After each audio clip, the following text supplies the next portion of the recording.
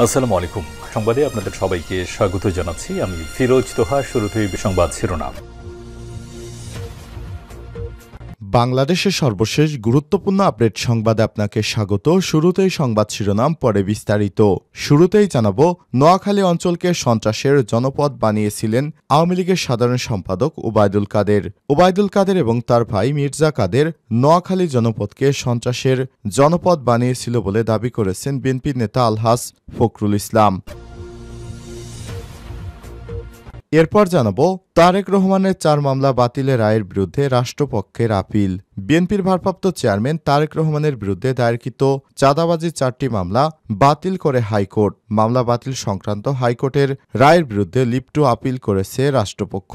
রোববার 5 জানুয়ারি আপিল বিভাগে কার্যতালিকায় রাষ্ট্রপক্ষের এসব আবেদন শুনানির জন্য কার্যতালিকায় অন্তর্ভুক্ত করা হয়েছে।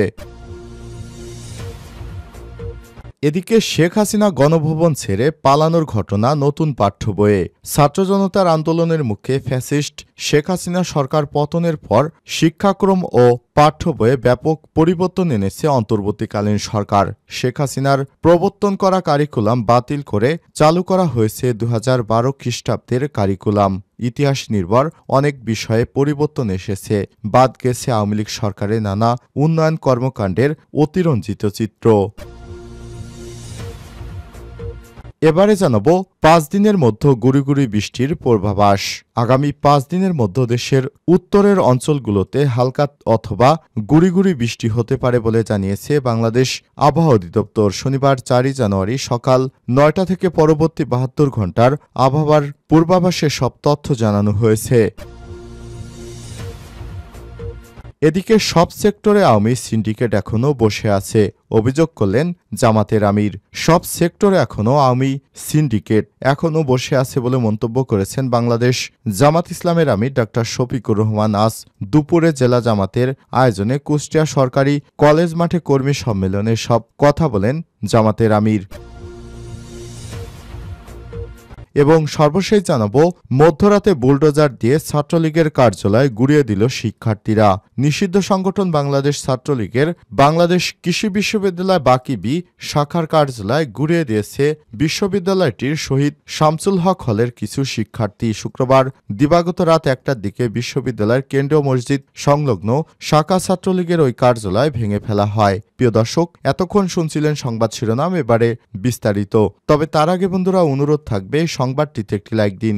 এই চ্যানেলে আপনি নতুন হয়ে থাকলে আমাদের সংবাদটি দেখতে দেখতে চ্যানেলটি সাবস্ক্রাইব করে রাখুন। কমেন্ট করে আপনার মূল্যবান মতামত জানিয়ে দিন, যাতে করে বন্ধুরা আমাদের পরবর্তী লেটেস্ট আপডেট সংবাদগুলো সবার আগে আপনার কাছে পৌঁছে যায়। কমেন্ট করে জানিয়ে দিন আপনি বিশ্বের কোন দেশ থেকে বা বাংলাদেশের কোন স্থান থেকে আমাদের এই সংবাদটি দেখছেন এবং শুনছেন। এবারে বিস্তারিত। নোয়াখালী অঞ্চলে সন্ত্রাসের জনপদ বানিয়েছিলেন ওবায়দুল কাদের। ওবায়দুল কাদের এবং তার ভাই মির্জা কাদের নোয়াখালী জনপদকে সন্ত্রাসের জনপদ বানিয়েছিলেন বলে দাবি করেছে বিএনপি নেতা আলহাজ ফখরুল ইসলাম। নোয়াখালীর কোম্পানীগঞ্জ উপজেলা বিএনপির চেয়ারপারসন বেগম খালেদা জিয়া ও বিএনপির ভারপ্রাপ্ত চেয়ারম্যান তারেক রহমানের পক্ষ থেকে শীতবস্ত্র বিতরণকালে সব কথা জানান তিনি। শুক্রবার সন্ধ্যায় চরপার্বতী ইউনিয়নের কদমতলা এলাকায় 5 শতাধিক অসহায় লোকজনের মধ্যে শীতবস্ত্র কম্বল বিতরণ করেন বিএনপির এই নেতা এবং ফারিস্ট ইসলামী লাইফ ইন্স্যুরেন্স এবং মেট্রো হোমসের চেয়ারম্যান ফখরুল ইসলাম। শীতবস্ত্র বিতরণ উপলক্ষে আয়োজিত অনুষ্ঠানে প্রধান অতিথির বক্তব্যে তিনি বলেছেন, ওবায়দুল কাদের সাহেব, যাকে সারা দেশের মানুষ কাওয়া কাদের নামে চিনে, সে এবং তার ছোট ভাই দুর্ধর্ষ সন্ত্রাসী কাদের মির্জা অত্যাচার এবং এই জনপদের মানুষ কেমন ছিল আপনারা তা জানেন। এ অঞ্চল ছিল সন্ত্রাসের জনপদ। এ অঞ্চলের তাদের অত্যাচারে যারা শহীদ হয়েছে তাদের শ্রদ্ধার সঙ্গে স্মরণ করছি। এ সময় তিনি বলেছেন, বিএনপি নেতাকর্মীদের উদ্দেশ্যে বলেন, যারা বলেন দুঃসময়ে সঙ্গী ছিল না, হামলা মামলায় ছিল না, এখন দেখি তারা দলের জন্য শীতের অতিথি পাখির মতো মায়া কান্না করছে। অনেকেরই খোঁজ খবর পাওয়া যায়নি, কিন্তু এখন তারা দলের বড় পরীক্ষিত নেতা হিসেবে প্রমাণ দিচ্ছে যে লুটেরা দলের নাম বিক্রি করে চাঁদাবাজি, টেন্ডারবাজি, চাকুরি বাণিজ্য করবে। আমি মনে করি তাদের সাথে আওয়ামী লীগের সাথে কোনো পার্থক্য নেই। স্বৈরাচারী সন্ত্রাসীরা যা করেছে, কাদের মির্জারা যা করেছে, আমাদের দলের কেউ তা করতে পারবে না। ফখরুল ইসলাম বলেছেন, যারা দলের জন্য ত্যাগ স্বীকার করেছে তাদের যেমন আমরা শ্রদ্ধা করি, যারা খারাপ কাজ করবে তাদের আমরা ঘৃণা করি। এই খারাপ কাজ করা লোকদের পুলিশে ধরিয়ে দিন, কারণ এরা বিএনপির ভাবমূর্তি নষ্ট করছে। তারেক রহমানের 4 মামলা বাতিলের রায়ের বিরুদ্ধে রাষ্ট্রপক্ষের আপিল।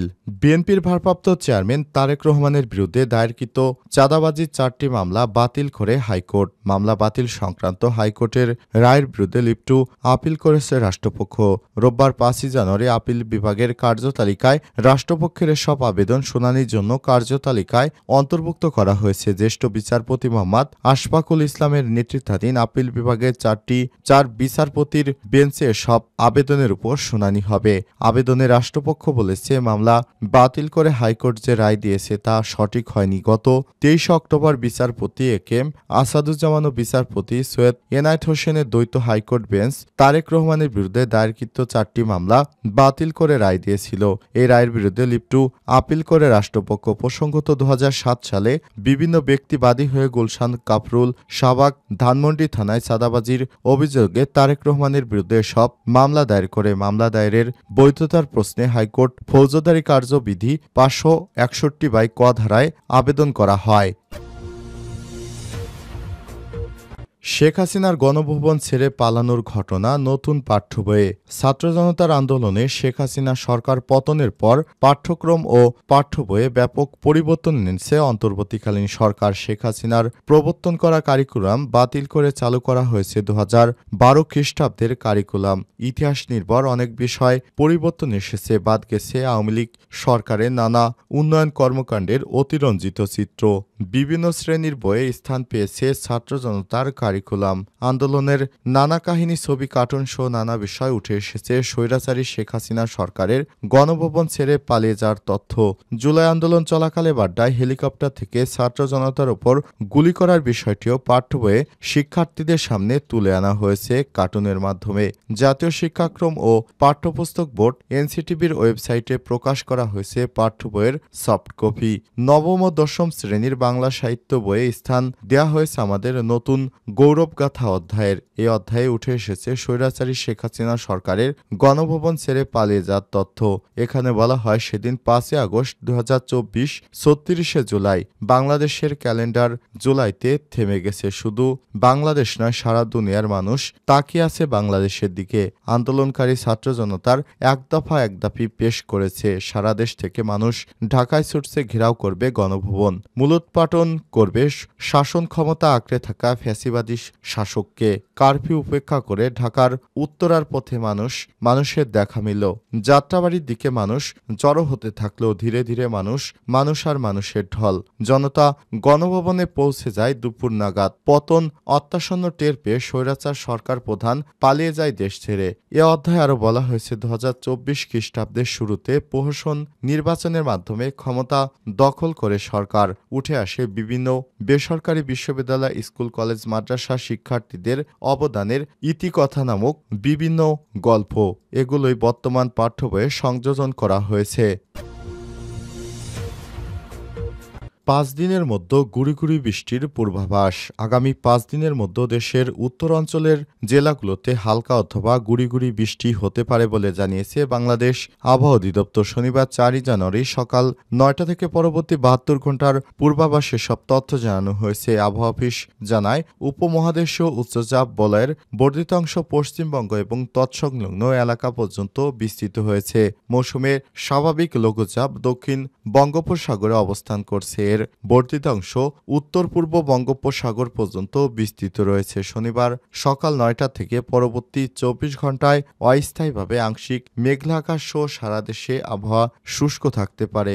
মধ্যরাত থেকে সকাল পর্যন্ত সারা দেশে মাঝারি থেকে ঘন কুয়াশা পড়তে পারে এবং তা কোথাও কোথাও দুপুর পর্যন্ত অব্যাহত থাকতে পারে। ঘন কুয়াশার কারণে বিমান চলাচল, অভ্যন্তরীণ নদী পরিবহন এবং সড়ক যোগাযোগ সাময়িকভাবে ব্যাহত হতে পারে। সারা দেশে রাতের তাপমাত্রা সামান্য বৃদ্ধি পেতে পারে এবং দিনের তাপমাত্রা 2 থেকে 1 ডিগ্রি সেলসিয়াস বৃদ্ধি পেতে পারে। ঘন কুয়াশার কারণে সারা দেশের কোথাও কোথাও দিবাভাগের শীতের তীব্রতা অনুভব করতে পারে। এছাড়াও পঞ্চগড় জেলার উপর দিয়ে মৃদু শৈত্যপ্রবাহ বয়ে যাচ্ছে, তা অব্যাহত থাকতে পারে বলেও জানানো হয়েছে। রোববার 5 জানুয়ারি সকাল 9টা থেকে পরবর্তী 24 ঘন্টার আবহাওয়ার পূর্বাভাসে বলা হয়েছে, এ সময় অস্থায়ীভাবে আংশিক মেঘলা আকাশ সহ সারা দেশের আবহাওয়া শুষ্ক থাকতে পারে। মধ্যরাত থেকে সকাল পর্যন্ত সারা দেশে মাঝারি থেকে ঘন কুয়াশা পড়তে পারে এবং কোথাও কোথাও দুপুর পর্যন্ত অব্যাহত থাকতে পারে।